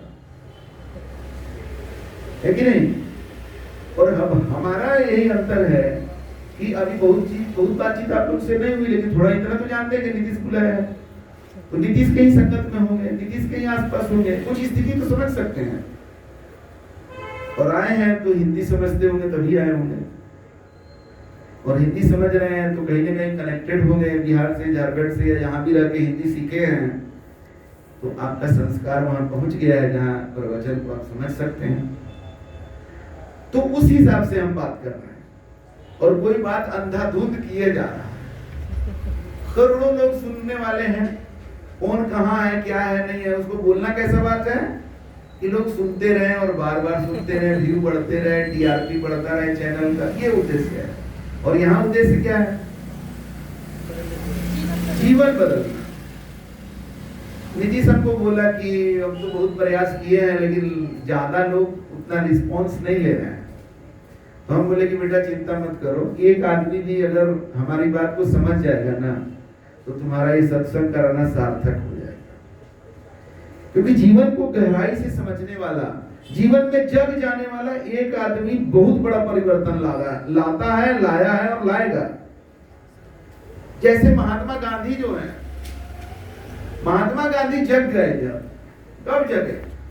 महात्मा गांधी भी पाश्चात्य संस्कृति को फॉलो करते थे। आप लोगों को पता होगा, इंग्लैंड पढ़ने जब गए थे तो बाहर में भी जाते थे और डिस्कोथेक में भी जाते थे गांधी जी। अपना किताब में खुद लिखे हैं, ऐसा नहीं हम इधर उधर का बात नहीं बोल रहे हैं। लेकिन जब गांधी जी को फर्स्ट क्लास बोगी में से, ट्रेन में से अंग्रेज लोग उठा करके फेंक दिया ना, उस दिन जग गए कि तुम इंडियन जो है, तुम कैसे डेयर किया फर्स्ट क्लास ट्रेन में बैठने का, जबकि वो टिकट लेके बैठे थे। उस दिन वो जग गए कि नहीं, हम इन लोग का संस्कृति को फॉलो करके मुझे कभी मेरा इज्जत नहीं मिलने वाला। तो एक गांधी जगह तो कितना बड़ा इंपैक्ट आया देश पर। आज देखिए देश में, अब ज्यादा राजनीति का बात करना तो हम पसंद नहीं करते हैं, लेकिन कुछ बात हमसे निकल ही जाता है क्योंकि मेरा अपना है ऐसा कि हमारा राष्ट्र के प्रति समर्पण है। हमें देशभक्ति बहुत पसंद है और देश का रक्षा बहुत बड़ा लक्ष्य है। तो आज देश में ऐसी ताकतें हैं जो देश को टुकड़े टुकड़े करना चाहती हैं, देश विरोधी ताकतें हैं, और ऐसी ऐसी पार्टियां हैं जो सत्ता पाने के लिए उनके साथ भी हाथ मिलाने में उनको कोई परहेज नहीं है। तो ऐसे में कोई एक ऐसा नेता आया जो राष्ट्रहित और देश की सुरक्षा को ऊंचा स्थान दिया। तो एक आदमी ऐसा डिसीजन लिया तो कितना बड़ा परिवर्तन आया। हो सकता है कि आप में से कोई शायद मोदी से सहमत नहीं हो, बीजेपी से सहमत नहीं हो, कोई बात नहीं है, लेकिन हम ज्यादा कुछ नहीं बोलेंगे। लेकिन एक बात तो जरूर है कि 2014 के बाद से भारत का विश्व में एक पावरफुल पोजीशन तो आया है, ये स्वीकार करने वाली बात है। और इस चीज के पीछे एक आदमी का निर्णय बहुत बड़ा योगदान है। तो हम यहाँ आपको राजनीति और वोट देने के लिए नहीं बात कर रहे हैं, हम उदाहरण से समझाना चाहते हैं कि एक आदमी बदलेगा ना, अगर जग जाएगा ना एक आदमी जीवन के प्रति, सत्य के प्रति, देश के प्रति, मानव कल्याण के प्रति, तो आने वाले समय में बहुत बड़ा बदलाव है। इसीलिए हमको भीड़ से कोई ये नहीं है। हम जानते हैं कि भीड़ अगर कोई जुटा भी लेगा ना, हमको बहुत लोग कहते हैं कि आप आइए ना, हम हजारों का भीड़ जुटा लेंगे। तो हम कहते हैं कि भीड़ तो आप जुटा लीजिएगा, लेकिन भीड़ टिका नहीं पाइएगा, क्योंकि मेरा बात ही ऐसा है कि जुटा हुआ भीड़ भी भाग जाएगा। कहीं कि कोई मंदिर में आप जाते हैं तो कोई पूछता है कि मांस मछली खाते हो कि नहीं खाते हो? नहीं पूछता है। भ्रष्टाचार करते हो कि नहीं करते हो? हत्या, बलात्कार, अन्याय, अत्याचार करते हो कि नहीं पूछता है? नहीं पूछा जाता। कोई मंदिर मस्जिद में ये सब नहीं पूछा जाता। भले महिला का एंट्री रोक दे सकता है मस्जिद में, भले ही महिला का एंट्री किसी मंदिर में रोक सकता है, भले ही किसी जात विशेष का एंट्री रोक सकता है, लेकिन बलात्कारी, अन्यायी, अत्याचारी, हत्यारा, मांस मछली खाने वाले का एंट्री नहीं रोका जाता। लेकिन मेरे पास न महिला का एंट्री रेस्ट्रिक्टेड है, न किसी जात वाला का, न किसी संप्रदाय वाले का रेस्ट्रिक्टेड है, लेकिन मेरे पास टिकना है तो सबसे पहले मांस मछली, अंडा, बकरा, बकरी, सुअर, गाय खाना बंद करना पड़ेगा। नो समझौता, कोई डील नहीं है इसमें। दूसरा, हर तरह का नशा जो है, चाहे वो खैनी हो, बीड़ी हो, तंबाकू हो, दारू हो, गांजा हो, हर तरह का नशा त्यागना पड़ेगा, क्योंकि नशा करने वाला भक्ति नहीं कर सकता है, नशा करने वाला परमात्मा का ज्ञान नहीं प्राप्त कर सकता। ये अलग बात है कि अभी IIT बाबा जो है उसको काफी व्यू मिला, बहुत लोग सुनने वाले, जानने वाले हैं उसको, हमको उतना लोग नहीं जानते हैं, लेकिन वो गांजा पी के बोलता है, गांजा पकड़ा है भी उसके पास। हम वो बाबा नहीं है, हमको उतना व्यू नहीं चाहिए, पॉपुलैरिटी नहीं चाहिए। जो बड़ा बाबा खोजता है वो जाए उसके पास, लेकिन जो सच्चा बाबा खोजता है वहां तो मेरा दावा है कि हमको भी थोड़ा आजमा करके दे। अब सोचो कि सच्चा साधु महत्वपूर्ण है कि तुमको बड़ा बड़ा साधु चाहिए। अरे साधु बड़ा ही होता है, साधु छोटा हो ही नहीं सकता है। 7 द्वीप 9 खंड में गुरु से पढ़ाना कोई को छोटा कैसे हो सकता है? साधु सच्चा है कि नहीं चेक करो। बड़ा का तो सवाल ही नहीं है, साधु छोटा होता ही नहीं है। वो है कि नहीं साधु सच्चा है कि नहीं, बस यही चेक करो, और कुछ चेक करना नहीं है। लेकिन आज लोगों को बड़ा बाबा चाहिए, कोई IIT बाबा, कोई ये बाबा, कोई वो बाबा, मिलियन व्यूज, ट्रिलियन व्यूज देखता है। मेरा YouTube चैनल है, उसमें सबसे ज्यादा व्यू जो मेरा एक शॉर्ट्स को मिला है वो 3.3 के है। कोई दिक्कत नहीं है, क्योंकि वो उसमें भी ऐसा बात बोले हैं जो सब कोई सह भी नहीं पाएगा, लेकिन गलत नहीं बोले। उद्देश्य किसी को नीचे दिखाना, किसी को भड़काना, किसी को उकसाना नहीं है। उद्देश्य सत्य बताकर जीवन को सही करना। तो भीड़ से नहीं मतलब है, क्योंकि हम जानते हैं कि मेरा जो मार्ग है इतना कड़ा है कि भीड़ इसमें चल नहीं सकता है। सभी लोग आईएएस कैसे बन जाएंगे? हालांकि कोई भी इंडिया का ग्रेजुएट जो है वो आईएएस का फॉर्म भर सकता है, फॉर्म भर देने से तो नहीं हो जाएगा ना। तो उसी तरह से कोई भी आदमी को हम सत्संग में बुलाने के लिए तैयार रहते हैं, लेकिन बुलाने से थोड़ी हो जाएगा। वो आएगा कि नहीं, वो आएगा तो टिकेगा कि नहीं, और सुन भी लेगा तो हमारी बातों पर चल पाएगा कि नहीं। अब ऐसे ऐसे लोग हैं हमारे सत्संग में आते हैं, करते हैं बस चरण पकड़ के, अब आज के बाद से मांस मछली नहीं खाएंगे। बहुत बढ़िया, अपना नंबर दीजिए, आपके साथ तब हम आज दर्शन लेंगे। और कुछ दिन बाद मेरा ही फोन उठाना बंद कर देते।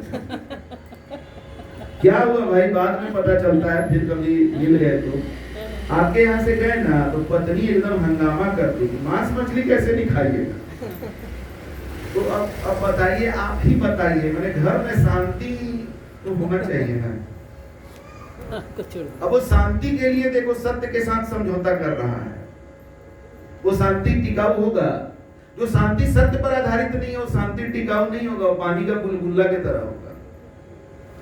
अब वैसे लोग फिर हमको मिलते रहते हैं आगे, तो पूछते रहते हैं भाई कैसा जिंदगी चल रहा है, बहुत परेशान है। हम बोले क्या करें बताओ, तुम लोग परेशान भी रहते हो और जो कहते हैं वो सुनते भी नहीं हो। तो कहते हैं कि तुम मांस मछली छोड़ देंगे तो ठीक हो जाएगा। अरे भाई, तो हम तो यही बता रहे हैं कि छोड़ोगे तो ठीक होगा, तो छोड़ के देखोगे तभी ना कह सकते हो कि आपका दवा ठीक है कि नहीं। तो इतना लोग तो मांस मछली खा रहा है तो उसका तो ठीक है, मेरा क्या खराब है। अरे भाई, एक 12 साल का बच्चा कोई गलती करेगा और एक 22 साल का लड़का करेगा और एक 42 साल का आदमी करेगा, तीनों को आप एक ही तरह से ट्रीट करिएगा। 12 साल का बच्चा को सुधार गृह में रखा जाता है, 22 साल का लड़का के बारे में सोचा जाता है कि इसका थोड़ा खून गर्म है, अभी इतना होगा, गुस्सा में कुछ कर दिया। 42 साल का आदमी करेगा तो बहुत ज्यादा उसके लिए जवाबदेही। तो उसी तरह से जो मेरे पास आ गया, अब उसका जवाबदेही बढ़ गया। तुम्हें कुछ है तब तो तुम आया, तुमको कुछ समझ में आया तब तो तुम उनके साथ जुड़ा। अब नौटंकी जो कर रहे हो, तेरा कोई इलाज नहीं है बाबू। इसीलिए साधु संतों का संगत मिलना बड़े सौभाग्य की बात है। वो संगत मिल जाने के बाद उसको पकड़ के रखना चाहिए, क्योंकि उसको तब छोड़ना बड़े दुर्भाग्य की बात। फिर आप समझ नहीं पाएंगे कि हमको क्यों दुख मिल रहा है, और लोग तो ऐसे ही कर रहे हैं। इसलिए कभी वो नादान है, वो भी वहां तक समझे ही नहीं है। समझ के जो ना समझे, मेरी समझ से वही ना समझ है। जो ना नहीं समझ रहा वो ना समझ नहीं है, जो समझ के नहीं समझ रहा वही ना समझ है। तो आप लोग यहाँ आके अच्छा तो किए, लेकिन एक गलती भी कर दी। अच्छा तो किए कि आ गए, अब गलती क्या कर दी है कि आके बैठ गए, पूरा सुन लिए, अब आप समझ गए। अब ना समझी करिएगा तो आपको चोट मिलेगा, हम बता।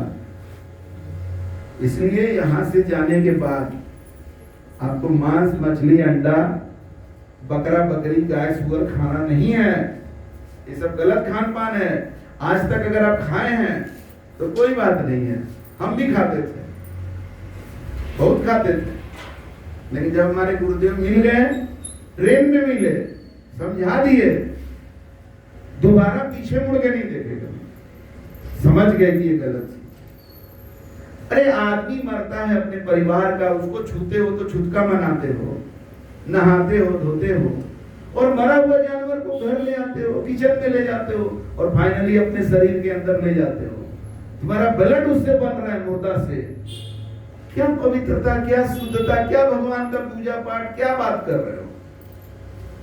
लेकिन क्यों कर रहे हो तुम, ये सब करते हुए भी धर्म का बात क्यों करते हो? क्योंकि तुम्हारा संगत वैसे ही लोगों से है जो ये सब करते हैं और धर्म के नाम पर लड़ते हैं। जब लड़ने की बारी आती है तो धार्मिक बन जाते हैं, और जब खाने की बारी आती है तो उसको भुला जाते हैं। तो तुम्हारा संगत ऐसे लोगों के साथ है, इसलिए सत्संग में आते रहोगे तो तुमको दो में से कोई एक चुनना ही पड़ेगा, दोनों नहीं चलेगा इसमें आकर। तो पहला चीज तो आप लोग गलती कर दिए हैं, तो अब इसका तो आप लोगों को करना पड़ेगा कि ये सब चीज छोड़ दीजिएगा। दूसरा, कोई नशा अगर करते हैं तो नशा को छोड़ दीजिए। तीसरा चीज है कि परमात्मा के बारे में विचार करिए कि आपका भगवान कौन है, कैसा है, तभी तो आपको भेंट होगा ना। जैसे कोई चीज भूला गया है, सपोज दैट कि कोई कह रहा है कि मेरा 500 रुपया का नोट गिर गया है और उसको पता ही नहीं कि 500 का नोट का कलर क्या है, वो होता कैसा है, तो क्या खोजेगा? वो तो सामने गिरेगा तो नहीं खोज पाएगा।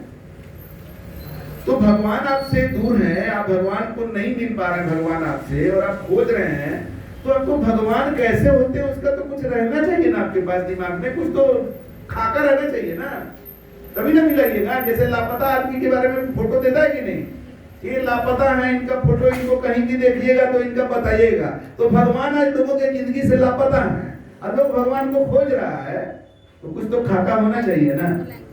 तो क्या करता है, मार्केट से जा करके एक फोटो खरीद के ले आता है। अब वो फोटो जो बनाया उसको खुद दर्शन नहीं है।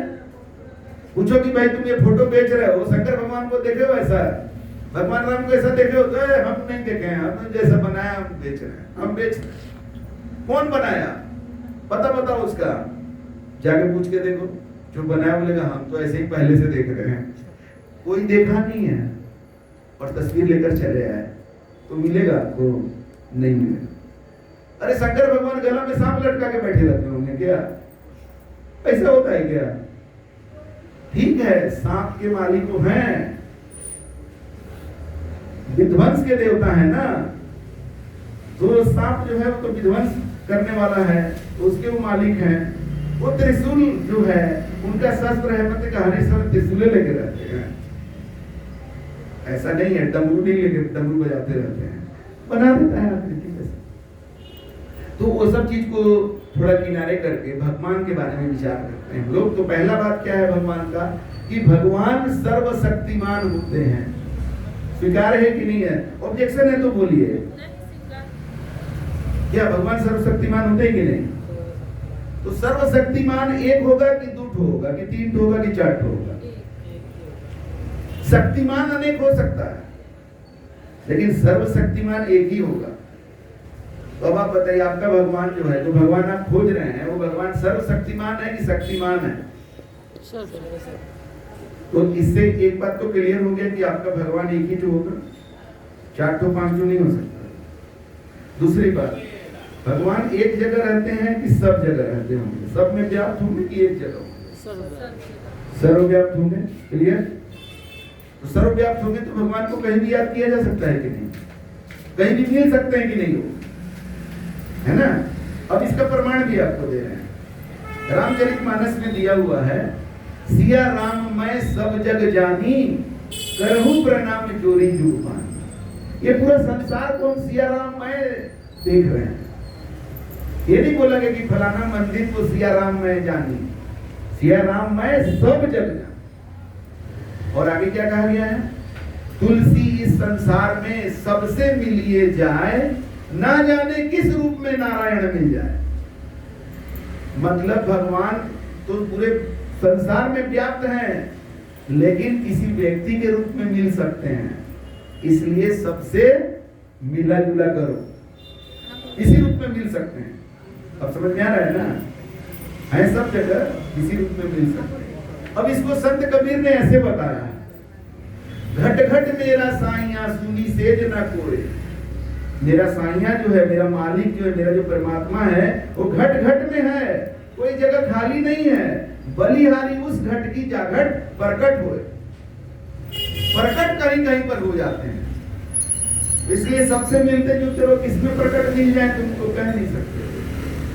तो भगवान मिलते हैं, इसका प्रमाण है।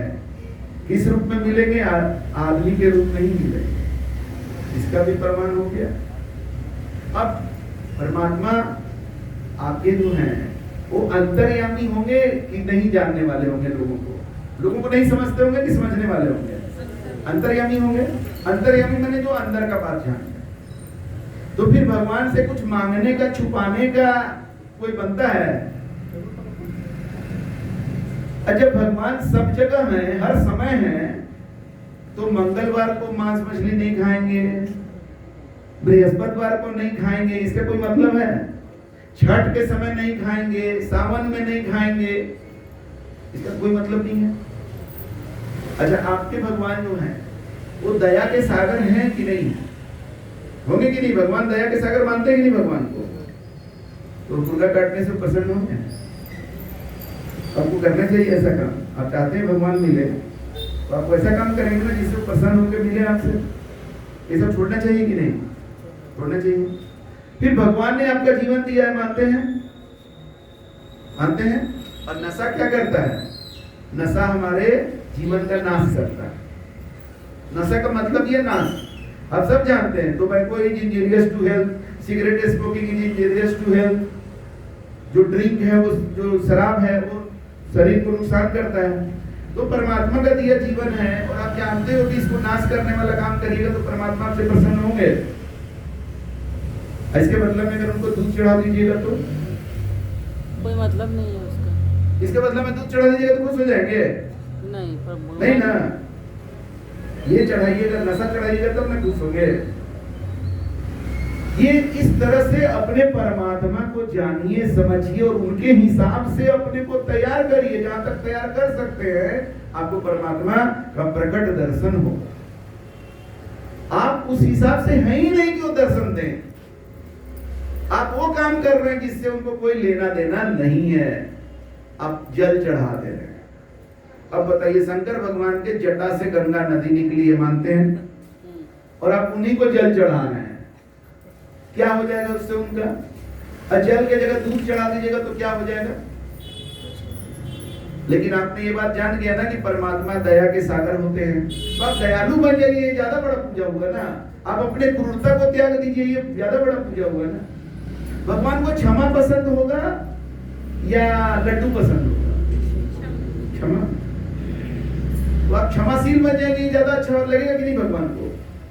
ये सब गुणों को धारण करना ही धर्म है और यही पूजा है, यही भक्ति है, यही बताने हमारे। पाखंड से और अंधविश्वास से कुछ हासिल नहीं होगा। मन बहलाने के लिए बढ़िया है, इसीलिए आज बहुत पढ़े लिखे भी लोग ले रहे हैं ना। लेकिन जब पूजा पाठ की बात आती है तो वही पैटर्न में चले जाते हैं, क्योंकि सत्संग नहीं है जीवन में, गुरु नहीं है, उनको इसका जरूरत नहीं लगता है। वो मन बहलाने के लिए अपना आध्यात्मिक कार्य और धार्मिक कार्य का निर्वहन कर दे रहे हैं, उसको भी एक प्रोफेशनल की तरह ट्रीट कर रहे हैं। और आज हो भी रहा है। ऐसा ऐसा ऐप आ गया है कि वो ऐप से पूजा पाठ हो जा रहा है। वो ऐप का चार्ज पे करिए, वो ऐप आपको बताते जाएगा ऐसे करिए, घर बैठे आपका पूजा हो गया। ये कौन सा भाई परमात्मा का ये बात नहीं है। तो ये सब चीजों को जब आप समझ जाएंगे, अपने जीवन में धारण करेंगे, तो आपको धर्म बदलने की जरूरत नहीं है। सही धर्म एक ही है। मानव का धर्म मानवता ही हो सकता है। पशु का धर्म क्या है? पशुता। जैसे शेर को हम नहीं सिखा सकते शाकाहारी बनने के लिए, उसका धर्म है पशुता। और गाय को हम मांसाहारी बना नहीं सकते, वो बंधा हुआ है। लेकिन मानव स्वतंत्र है। ये पशु भी हो सकता है, राक्षस भी हो सकता है, आदमी भी हो सकता है, और इसी रूप में भगवान भी मिलते हैं। यही है मानव जीवन का लक्ष्य। कि आपके जीवन का परम लक्ष्य क्या है? कि चाहे जानवर बन जाए लेकिन पैसा कमाएं, चाहे राक्षस क्यों न बन जाए लेकिन जमीन बहुत होना चाहिए। यह लक्ष्य है कि नहीं? एक अच्छा इंसान को पहले बनना है। भले ही पैसा कम रहे हो, थोड़ा हम सांसारिक रूप से कम सफल हो, लेकिन हम इंसानियत नहीं छोड़ेंगे। और परमात्मा को पाना है तो हमें क्या करना पड़ेगा? परमात्मा का जो गुण है उसको हमें धारण करना पड़ेगा। जैसे हमने कहा कि भगवान राम ने सत्ता को त्यागा सत्य के लिए, तो हमें सत्य को धारण करना पड़ेगा। कृष्ण भगवान ने अधर्म को त्यागा धर्म के लिए, तो हमें धर्म को पकड़ना पड़ेगा। ये तरीका है परमात्मा को प्रसन्न करने का। लेकिन ये तरीका कठिन है कि नहीं? कठिन है ना, अंदर से बदलाव लाना ये कठिन है। लेकिन कोई मंदिर में जाके दूध चढ़ा देना, दूध जल चढ़ा देना, चुनरी चढ़ा देना, ये आसान है। तो आदमी आसान वाला तरीका करके चाहता है कि खुश करना। क्या जरूरत है सत्संग में जाने का, गुरु जी के चक्कर में पड़ने का? क्या जरूरत है? बाबा लोग क्या क्या नहीं कर देता है, लूट लेता है, ये करता वो करता है, बाबा के चक्कर में नहीं पड़ेंगे? अरे भाई, डॉक्टर भी तो बहुत कुछ कर रहा है, इंजीनियर भी बहुत कुछ कर रहा है, पुल टूट जाता है। बिहार में कितना पुल बना और आप बांधते बांधते ही टूट गया, किसका कमाल है? इंजीनियर का ही कमाल होगा। और नेता लोग कितना कुछ करते रहे हैं, बताइए। वोट लेता है कौन नाम पर, और फिर सरकार बनते के साथ भुला जाता है वो चीज को। नेता लोग धोखा दे रहे हैं, दे रहे कि नहीं दे रहे? तो आप छोड़ दीजिएगा कि नहीं, अब हमको नेता से कोई मतलब नहीं है, काम नहीं चलेगा। तो सबसे सस्ता बाबा लग रहा है कि बाबा को छोड़ देंगे, काम नहीं चलेगा। तो आप दूसरे फील्ड में क्या करते हैं? नहीं वो पार्टी गड़बड़ किया, अभी इसको वोट नहीं देंगे, अभी इसको देंगे। वो डॉक्टर सही नहीं था, अभी हम पता लगाए हैं, अपना एक पुराने आदमी है उनसे पता लगाए, ये वाला डॉक्टर बढ़िया है, तो जाते हैं हम। वकील का तो कहना ही नहीं है, आपसे फी लेगा और काम कर देगा आपका विरोधी का, उधर से भी माल ले लेगा। तो आपके पास क्या विकल्प है? इसको वकीले को लड़ना है, तो आप क्या करते हैं? बढ़िया वकील खोजते हैं। तो बाबा बढ़िया क्यों नहीं खोजते हैं? बाबा के मामले में क्यों कहते हैं कि नहीं बड़ा सुने बाबा ऐसे होता है, तो बाबा के पास जाइए नहीं करेंगे, और नहीं जाओ तो जिंदगी देखो कैसा है, जाना पड़ेगा, सही बाबा के पास जाना ही पड़ेगा, कोई उपाय नहीं है। क्योंकि गुरु ब्रह्मा गुरु विष्णु गुरु देव महेश्वर, गुरु साक्षात परम ब्रह्मा तस्मै श्री गुरुवे नमः। तुम ब्रह्मा विष्णु महेश को तो खोज रहे हो, लेकिन वो गुरु के रूप में ही मिलेंगे, तुम नहीं जानते, इसीलिए तुमको मिलते ही नहीं है। केदारनाथ जाते हो और वहीं कितना लोग दफन हो जाता है, भूस्खलन हुआ, रात में सोया हुआ है, सब टेंट का टेंट अंदर चला गया, जमीन स्वाहा हो गया दर्शन। क्योंकि तुम गुरु को नहीं खोजे, बिना गुरु के डायरेक्ट शंकर भगवान से मिलने चले गए, तो शंकर भगवान का हाई वोल्टेज लग गया, झटका मार दिया। गुरु जो होते हैं ना, ये ट्रांसफार्मर के समान होते हैं। जैसे बिजली जहां बनता है वहां बहुत हाई वोल्टेज रहता है, वो वोल्टेज घर में आएगा तो घर का सब चीज उड़ा देगा। तो बीच में स्टेप डाउन ट्रांसफार्मर जो है वोल्टेज को डाउन करता है, वही है गुरु। और डाउन करके कितना वोल्टेज लाता है? जितना वोल्टेज घर में चल सकता है। तो अभी हम बोले ना कि एक प्रवचन है जो YouTube पर और टीवी चैनल पर चल रहा है लाखों करोड़ों लोगों के लिए, हाई वोल्टेज लोग ले रहे हैं, सुन रहे हैं, अपना कोई काम कर रहा है सुन रहा है, कोई कुछ कर रहा है सुन रहा है, गाड़ी चला रहा है सुन रहा है, और एक प्रवचन डायरेक्ट आंख में आंख मिला करके हो रहा है। ये आपको कितना वोल्टेज का जरूरत है उसके हिसाब से हो रहा है, स्टेप डाउन करके। इस बात को समझना है। तो चलिए, अब टाइम हो गया, बहुत अच्छा लगा आप लोगों से बात करके। अब देखिए, हमारी बातों को जीवन में धारण करिएगा तो निश्चित तौर पर रिजल्ट आएगा। हम अपने गुरु के वाणी वचनों पर चले हैं, मेरा जीवन बदला है, वही संदेश लेकर हम आए हैं कि नहीं, वास्तव में गुरु सच्चे गुरु होते हैं, वास्तव में सच्चे गुरु का स्थान भगवान से भी ऊपर है। वास्तव में हमने गुरु बनाया तो मेरे जीवन में परमात्मा का दर्शन हुआ है, और ये दर्शन हम करा सकते हैं। यही मेरे जीवन का संदेश है। बहुत अच्छा लगा बातचीत करके। साहेब बंदगी, नमस्कार, प्रणाम।